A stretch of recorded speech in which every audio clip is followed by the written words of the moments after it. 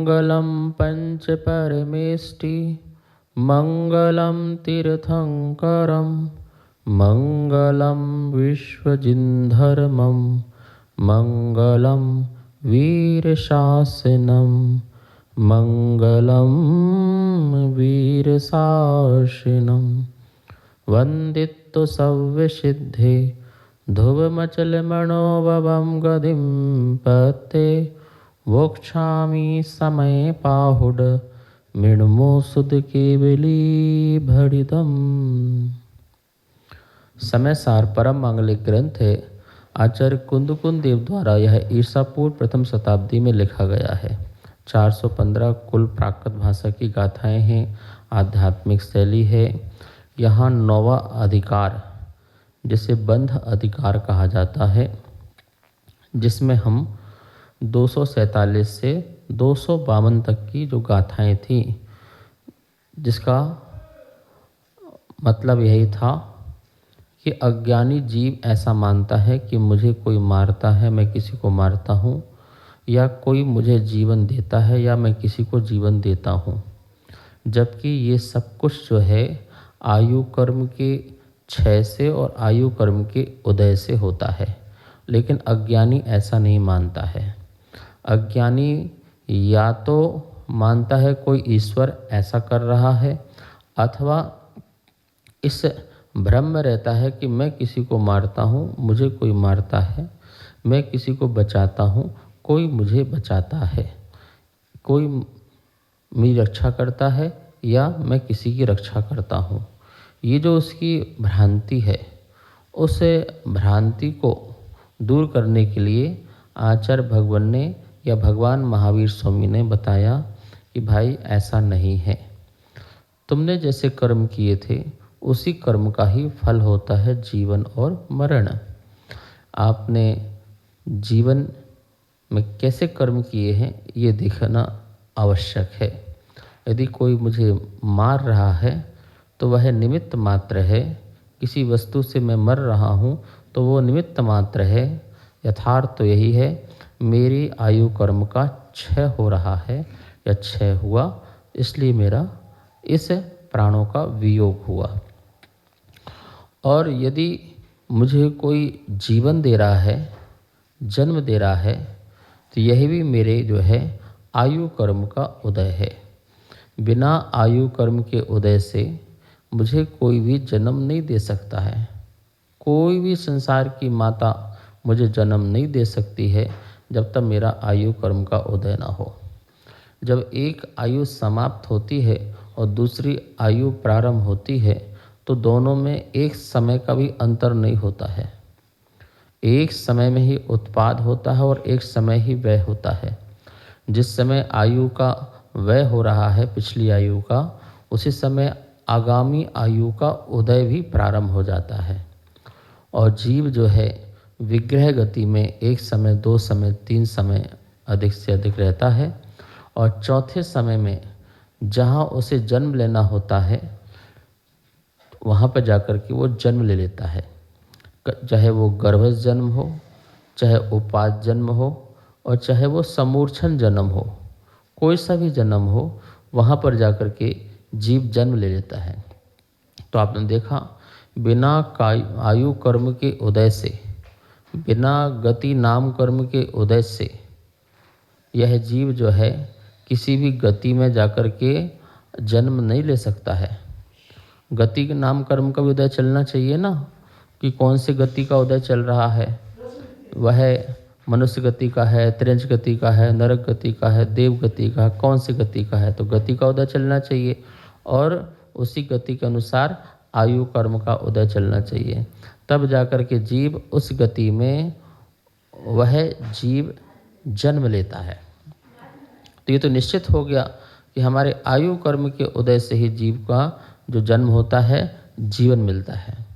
लेकिन कोई मुझे जिलाता है, जन्म देता है, रक्षा करता है, या मैं किसी की रक्षा करता हूँ, जन्म देता हूँ, ऐसा जो मान्यता है, ऐसी जो मान्यता है, वह मूढ़ता है, वह अज्ञानता है।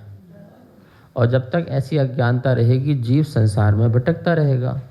क्योंकि सत्य का ज्ञान होगा नहीं, और जब सत्य का ज्ञान नहीं होगा तो असत्य की परतें ही उसके ऊपर चढ़ती रहेंगी और कभी भी सत्य का जो पर्दा है हमारे सामने नहीं आ पाएगा।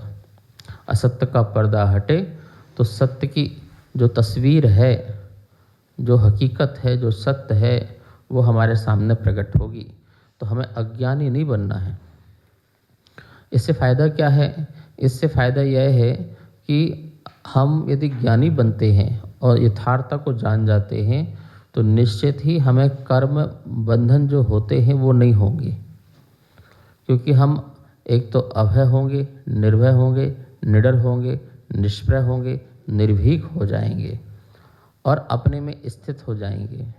हम अपनी आत्मा में स्थित हो जाएंगे, किसी के परावलंबन नहीं रहेंगे, डिपेंड नहीं रहेंगे।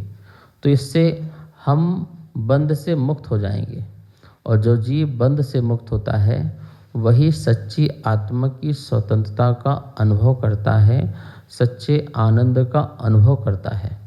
ये बात हमने यहाँ पर देखी थी।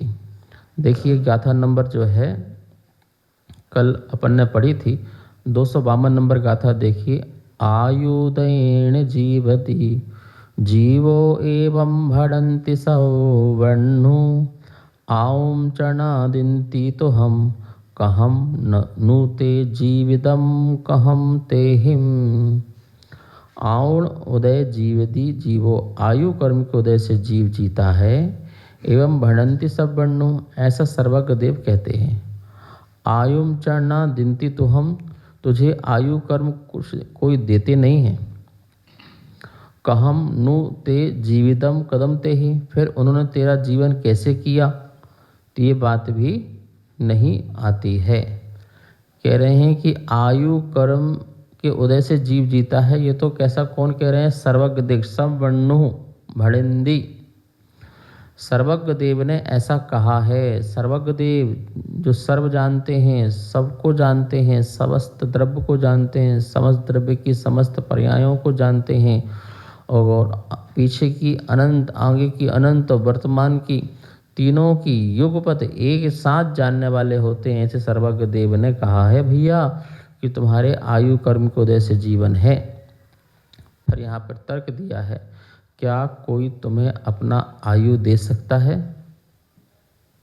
दे सकता है तो दे सकता है तो फिर जीवन भी दे, लेकिन कोई तुम्हें आयु कर्म देता नहीं है तो फिर वो तुम्हें जीवन कैसे दे सकता है? जैसे कोई व्यक्ति मरणासन अवस्था में है, चिकित्सक ने, डॉक्टर ने जवाब दे दिया भैया अब घर ले जाओ, अब हमारे बस की नहीं है, भगवान का नाम सुनाओ, अब तो कुछ पल के ये मेहमान हैं। तो उस समय आप मंत्र आदि सुनाते हैं, धर्म ध्यान की बातें सुनाते हैं और उसकी बुराइयों का त्याग कराते हैं, और वह जीव भी अपने आप में सोचता है कि अब मुझे अच्छा करना है क्योंकि मुझे जवाब मिल गया है। लेकिन कोई ऐसा व्यक्ति हो कि उसे आयु दे दे, भाई चिंता मत करो, हम तुम्हें अपनी आयु दे देते हैं और तुम जिंदा रहोगे, हमारी कम हो जाएगी, तुम्हारी बढ़ जाएगी, और इस प्रकार से आप जिंदा रहें। आपका जिंदा रहना बहुत ज़रूरी है परिवार के लिए, समाज के लिए, देश के लिए, राष्ट्र के लिए, इसलिए आप जो है जिंदा रहो और अच्छे काम करो। हम जैसे लोगों को जीने से क्या मतलब, सब व्यर्थ ही है। हमारा जीवन कोई जीना है क्या? इसलिए हमारी आयु आप ले लो, हमारी आयु आप ले लो। क्या ऐसा कोई संभव है? संभव है? आप लोग तो मज़े मज़े में कह देते हैं ना, तेरी बीमारी मुझे लग जाए तो ठीक हो जाए। हमें तो ये भावना है कि तुम स्वस्थ हो जाओ और भगवान तुम्हारी बीमारी मुझे लग जाए, और भगवान मुझे उठा ले, इसके बदले इसको छोड़ दे, इसको जीने दे, मुझे उठा ले। ये सिर्फ और सिर्फ आप मोह के वशीभूत कहते हैं, राग के वशीभूत कहते हैं, प्रेम के वशीभूत कहते हैं। ऐसा यथार्थ होता नहीं है।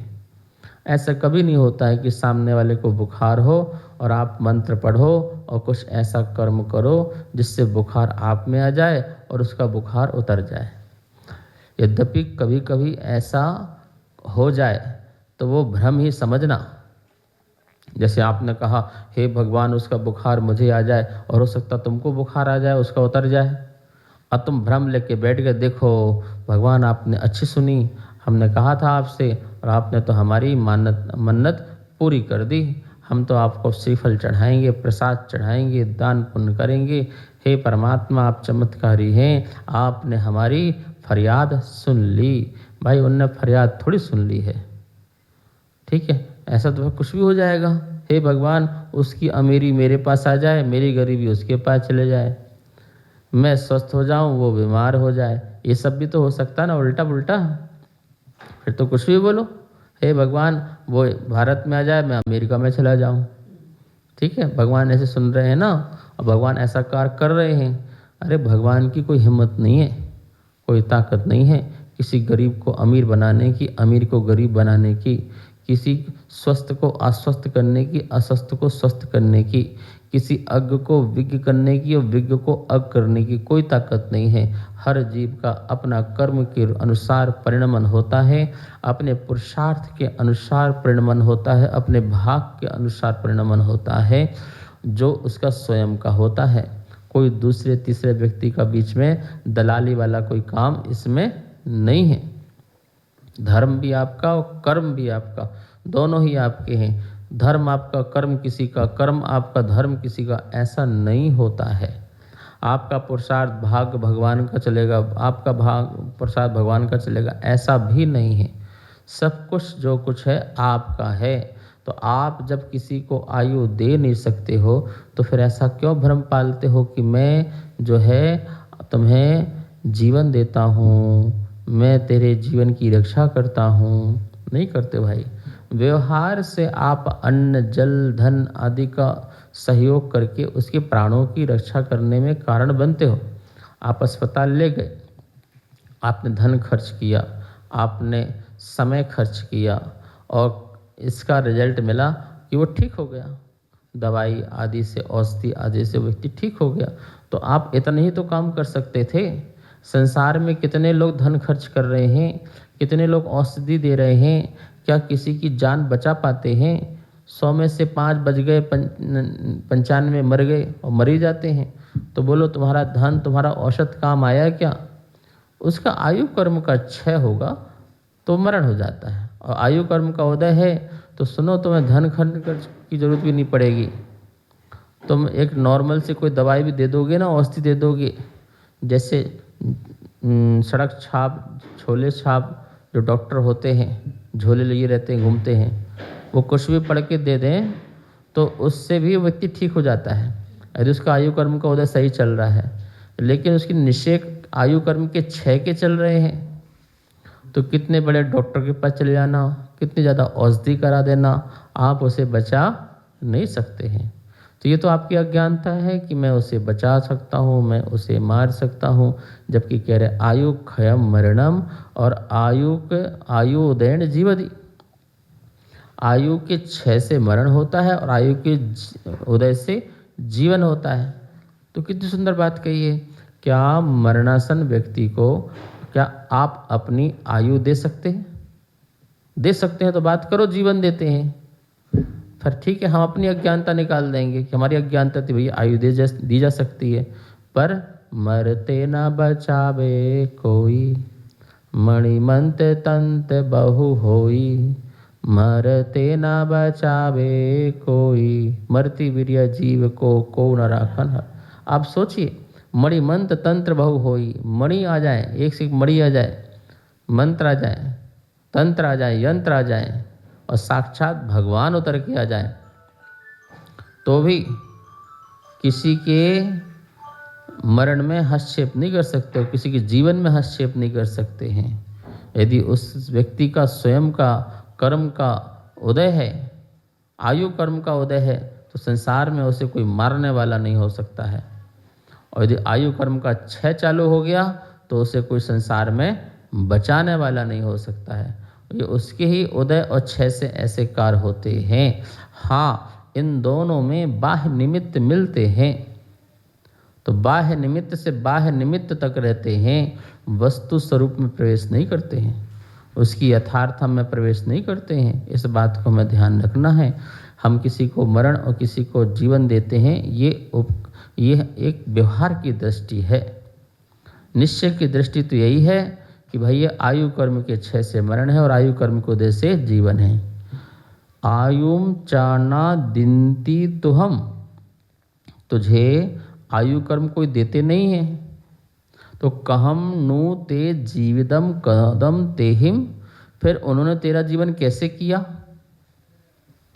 तू चिल्ला चिल्ला के चिक चिक के बोल रहा है कि मुझे पैदा किया है, मुझे जीवन दिया है, मैं जीवन में इनके उपकार को चुका नहीं सकता, बोला नहीं सकता, और सुबह शाम 24 घंटा इसी की माला फेरने में लगा है तू, और इस मोह के कारण तू मर गया। तो फिर क्या हो गया तेरा? ये तेरा मोह, तेरा राग, तेरा प्रेम तुझसे बुलवा रहा है। यथार्थ में सच्चा ज्ञान ऐसा नहीं बुलवा सकता।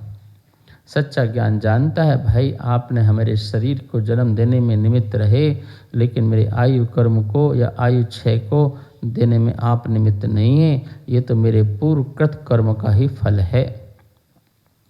जब जैसा मैंने किया था तब वैसा मेरे को फल मिल रहा है। ये आप या आप क्या सभी निमित्त, काल द्रव्य निमित्त मिलता है।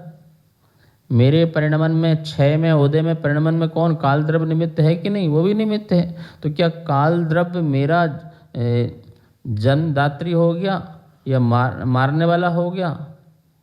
तो काल आया, काल ने मार दिया, काल आया तो जीवन बचा दिया, ये तो मात्र एक काल लब्धि का जजमेंट हो जाएगा ना। ऐसा नहीं है, सब निमित्त मिलते हैं। काल लब्धि भी निमित्त है, पूर्वकृत कर्म भी, वर्तमान का पुरुषार्थ भी, भाग्य भी, भवितव्यता भी, होनहारता भी, ये सारे के सारे समर्थ उपादान भी वर्तमान का, ये सब मिलकर के कार्य की सिद्धि होती है। इसलिए हमें एक पक्ष मात्र से ये नहीं कहना है कि आप मुझे जीवन देते हो, आप मुझे मरण देते हो। ठीक है, व्यवहार से देते हो, ठीक है, लेकिन निश्चय से यथार्थता में, सत्यता में तो ऐसा वस्तु में है ही नहीं। तो ये बात हमने समझ ली। अब कह रहे हैं कि चलो भैया आप ऐसी बात कह रहे हो, जीवन मरण छोड़ो, कौन मरण देता है, कौन जीवन देता है, इस बात को हम छोड़ देते हैं। पर हम तो प्रैक्टिकल एक चीज़ देखते हैं ना। क्या देखते हैं? उसने मुझे सुख दे दिया, उसने मुझे दुख दे दिया, मुझे कष्ट दिया, मुझे पीड़ा दी, मुझे दुख दिया। किसने दिया? फलाने व्यक्ति ने दिया। ऐसा तो हम सामने देखते हैं। हमारे आंखों में आंसू क्यों आए? फलाने ने कुछ बात बोल दी, कुछ लग गई दिमाग में और हमें दुखी हो गए, आंसू आने लगे। देखो हमें दुख दिया ना फलाने व्यक्ति ने, और उसने हमारी प्रशंसा की, हमारा ध्यान रखा, हमारी अनुकूलता के कार्य किए तो हमें सुख मिला, तो उसने हमें सुख दिया। तो सुख दुख देने वाले व्यक्ति तो है, ये तो मान लो। बोले नहीं भाई, निश्चय से सुख दुख भी कर्म के उदय से हैं, कर्म के उदय से हैं, इस बात को तू जान ले। कोई संसार में तुझे सुख और दुख नहीं दे सकता है। गाथा नंबर 253 उच्चारण करते हैं। जो अपना दो मन नदी दुखित सुहृदय करेमी सत्तेति, सो मूणो अन्नानी नानी इत्तेदो विविरिदो। मैं सुखी करता दुखी करता हूँ जगत में अन्य को, यह मान्यता अज्ञान है, क्यों ज्ञानियों को मान्य हो। जो अपना दो मन्नदी, जो मानता है कि मैं स्वयं दुखित सुहृदय करेमी सत्तेदि, पर जीवों को सुखी दुखी करता हूँ, सो मूढ़ो अन्नानी, वह मूढ़ है, अज्ञानी है। नानी एते दो विपरीतो, ज्ञानी इससे विपरीत होता है। बहुत बढ़िया बात कही। जो अपाणम दो मुन्नदी, जो अपने में ऐसा मानता है, क्या मानता है? सत्तेदिम, जो जीवों को सुख देता है, दुख देता है। ऐसा जो मानना है कि मुझे कोई सुख देता है, मुझे कोई दुख देता है, ऐसी जो तेरी मान्यता है ये मूढ़ता की है, अज्ञानता की है। कोई तुम्हें सुखी और कोई तुम्हें दुखी नहीं दे सकता। कोई व्यक्ति बहुत सुखी है, तुम उसे दुख करके दिखाओ, नहीं कर पाते हो। कोई व्यक्ति बहुत दुखी है, तुम सुखी करके दिखाओ, नहीं कर पाते हो, जब तक वह स्वयं ही सुखी और दुखी नहीं होना चाहे। भगवान महावीर स्वामी कहते हैं, आज हम जो कुछ भी हैं अपने कारण से हैं, किसी दूसरे के कारण से नहीं हैं। यहाँ पर कभी किसी की कृपा नहीं बरसती है, यहाँ पर तो आपकी अपनी कृपा अपने पर बरसती है और अकृपा भी अपने पर बरसती है। कोई तुम्हें सुखी दुखी नहीं कर सकता है। जो कुछ भी हो अपने कारण से हो। जैसे आज तुम रोगी हो तो अपने कारण से हो, और निरोगी हो तो अपने कारण से हो। आज तुम योगी हो तो अपने कारण से, और भोगी हो तो अपने कारण से। आज तुम सुखी हो तो अपने कारण से, और दुखी भी हो तो अपने कारण से। आज तुम संसारी हो तो अपने कारण से, और कल सिद्ध होगे तो अपने कारण से। इसमें कहीं किसी की कोई भी कृपा नहीं चलती है, कोई आशीर्वाद नहीं चलता है। आपका आशीर्वाद, आपकी कृपा आप पर चलती है। अब कैसा आशीर्वाद चाहिए तुम देख लो, बुरा खोटा, कैसी कृपा करना है, बुरा खोटा देख लो। आज तुम रोगी हो तो भाई तुम्हारे असाता कर्म का उदय है ना। तुमने ऐसा कोई विपरीत कार्य किया होगा जिससे तुम्हारे शरीर में रोग है। और निरोगी हो तो हो सकता है तुमने औषधि दान की हो, अच्छे काम की हो, श्रेष्ठ काम किए हो, परजीवों पर दया करुणा की हो, तो आज तुम निरोगी हो। तुम योगी हो तो तुम भी इसमें कोई अपना आपका कारण है।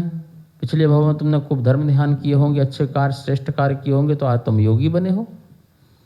और आज तुम सिर्फ भोगी हो मानते हैं, तो निश्चित ही तुमने भोगों पर आसक्ति रखी होगी, इसलिए आज भोगी बने हुए हो। तुम संसार में भ्रमण कर रहे हो, इसका मतलब है तुम्हारी संसार के प्रति वासना थी, इसलिए बार बार जन्म मरण हो रहा है।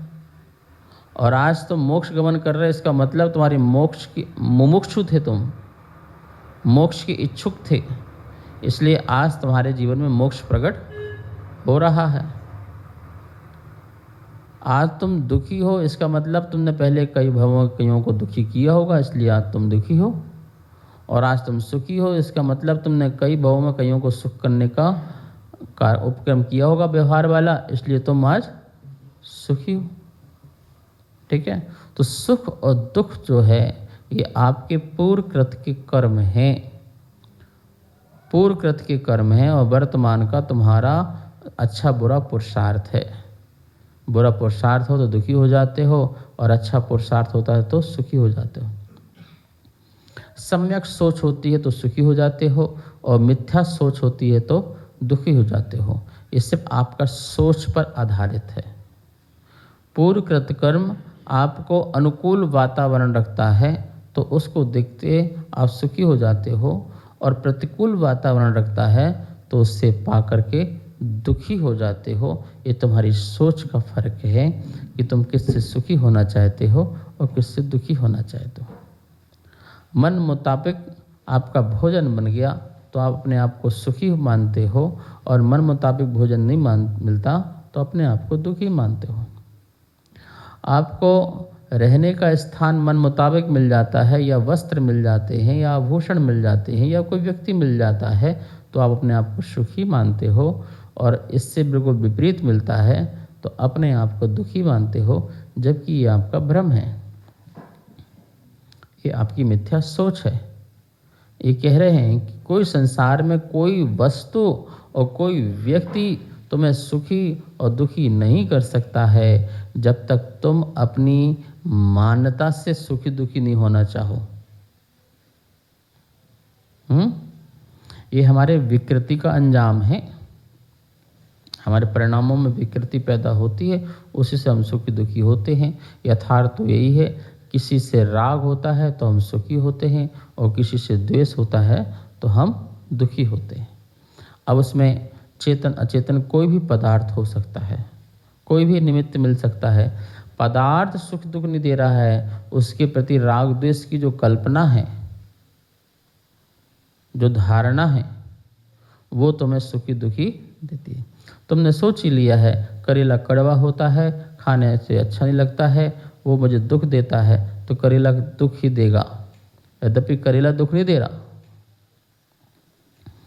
और यदि करेला दुख दे तो हर व्यक्ति को दुख दे, पर किसी लोग तो कोई तो बड़ा शौक से खाते हैं, बढ़िया बढ़िया खाते हैं। और तुमने धारणा बना रखी है कि रसगुल्ला सुख देता है तो वो सबको सुख दे, पर हर किसी को सुख तो देता नहीं है। कोई भी देवी देवता रसगुल्ला नहीं खाते हैं तो दुखी रहते होंगे। क्यों, उन्हें कमी है क्या रसगुल्ले की? उनके यहाँ भी कल्प वृक्ष हैं, मंगा लें भाई, रसगुल्ले ला, जलेबी ला, बढ़िया बढ़िया मालपुए ला, वो सब ला के रख देगा। लेकिन कभी खाने का इच्छा भी नहीं होती उनकी, भावना भी नहीं होती, तो दुखी होते होंगे ना। नहीं मिल रहा तो बहुत है पर सुखी नहीं है, उससे सुखी नहीं है। कोई भोग वस्तुओं से कोई सुखी दुखी नहीं होता है। इस बात को जानना पड़ेगा, समझना पड़ेगा। और कह रहे हैं कि तू ऐसा मानता है कि मैं सुखी दुखी करता हूँ जगत में अन्न को। अभी बात क्या चल रही, दूसरे को। मैं दूसरों को सुखी करता हूँ दुखी करता हूँ, ऐसा जो मान्यता है वो तेरी मान्यता मिथ्या है, तू अज्ञानी है 100%। कितने भ्रम पाल रखे हैं संसार में लोगों ने। बोलते कि हम नहीं करेंगे तो तुम्हारा कुछ नहीं होने वाला बेटा, हम जब तक हैं तब तक कर लो ऐसो आराम, हमारे बाद तुम कुछ नहीं कर पाओगे। ये तुम्हारी मिथ्या मान्यता है। उसको ऐसो आराम मिलने होंगे तुम, और तुम्हारे जाने के बाद भी मिल जाएंगे, और नहीं मिलने होंगे तो तुम रहो तब भी नहीं मिलने वाले हैं। ठीक है, जिसके कर्म में भोगना ही नहीं लिखा वो क्या भोगेगा? जिसके कर्म में दुख भोगना लिखा है वो दुखी भोगेगा, जिसका सुख लिखा है वो सुखी भोगेगा। कोई किसी को सुखी दुखी नहीं कर सकता है।